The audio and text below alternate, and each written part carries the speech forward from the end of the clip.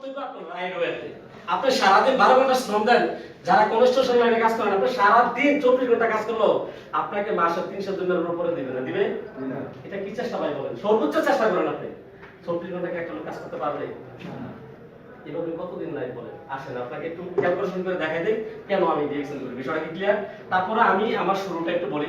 আমি যখন বানানোর আসছিলাম, আজকের এই সম্মানটা আমার ছিল না, বিষয়টা কি ক্লিয়ার? আমি এক সময় যখন এয়ারপোর্টে বেরিয়েছি তখন আমি একজন লেবার হিসেবে দেশে ঢুকছিলাম, ঠিক আছে? ঠিক। আর আজকে লেবার থেকে একজন বিজনেসম্যান হয়ে বেরিয়েছি ইনশাআল্লাহ এই বারণ থেকে।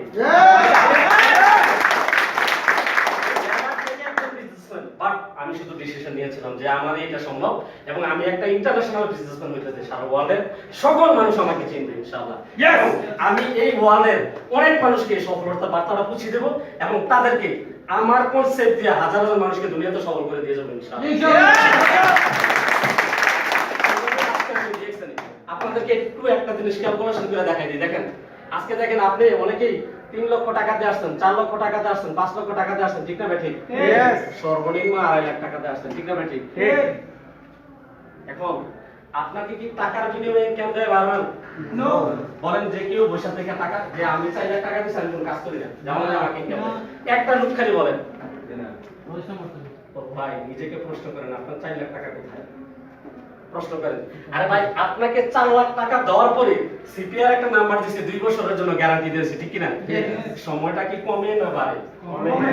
নিজেকে প্রশ্ন করেন এই সময়টার ভিতরে আপনার 4 লাখ টাকা, কারণ পরবর্তীতে আবার সিপিআর যদি বানাইতে চান না আবার বাংলা টাকা লাগবে কিনা? তাই দেখেন এই 2 বছরের ভিতরে যদি 4 লাখ টাকা উড়াইতে না পারেন তাইলে কেউ আপনাকে টাকা দিবে আমার থেকে? তো 4 লাখ টাকা যে উড়াইছেন এটা তো আপনার টাকাই। এখন 2 বছর শ্রমটা কোথায় দিবেন বলেন? চিন্তা করে দেখেন, আমার মায়ের জমি বিক্রি করে এই দেশে ঢুকছিলাম, আমার বাবার টাকা দিয়ে এই দেশে ঢুকছিলাম, অনেকের থেকে ধার করে এই দেশে ঢুকছিলাম, ঠিক কিনা? অনেকে শ্বশুর বাড়ি থেকে এনে ঢুকছি। এটার নাম কি লাইফ?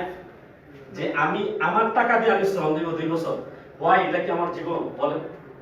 এই জায়গায় যারা যারা আছেন দেখেন অনেকেই আছেন এখনো 2 বছরের ভিতরে তার 4 লাখ টাকা উঠাইতে পারেন না, এরকম অনেক মানুষ আছেন কিনা? এই অডিয়েন্সে আছেন কিনা? নিজেকে প্রশ্ন করেন এইভাবে কতদিন ভাই? আপনি দেখেন 4 লাখ টাকা যদি 2 বছর ব্যাংকে রাখতেন আর বাংলাদেশে এই জায়গায় যে শ্রমটা দেন 4টা বাজে ঘুম থেকে উঠেন, বাংলাদেশে দিতে কমপক্ষে ডেইলি 500 টাকা দিত কিনা?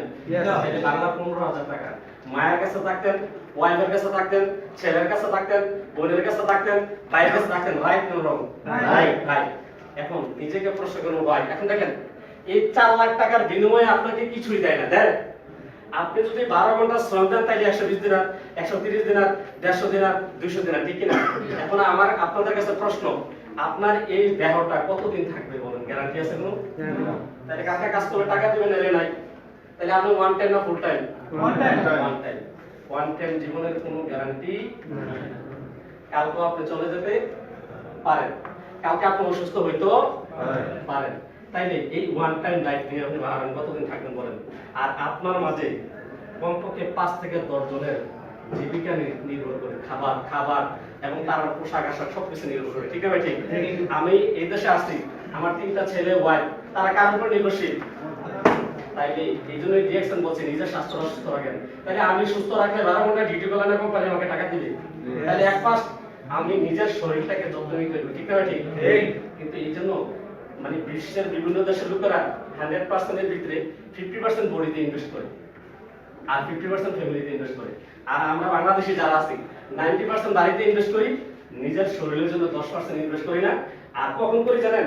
কিছু টাকা জমায় যখন বাংলাদেশে যাই, যাওয়ার পরে ডাক্তার বলে ক্যান্সার হয়ে গেছে, হার্ট সমস্যা হয়ে গেছে, লিভার ক্যান্সার হয়ে গেছে, তখন যা কামাইছেন বাহারান থেকে দেখা হয় আপনার হার্ট ব্লক, আপনাকে সিজার করাই দিব, এই করাই দিব, সেই করাই দিব, যা কামাইছেন সব শেষ, ঠিক? এই 4 লাখ টাকা আপনার কোথায় গেল ভাই?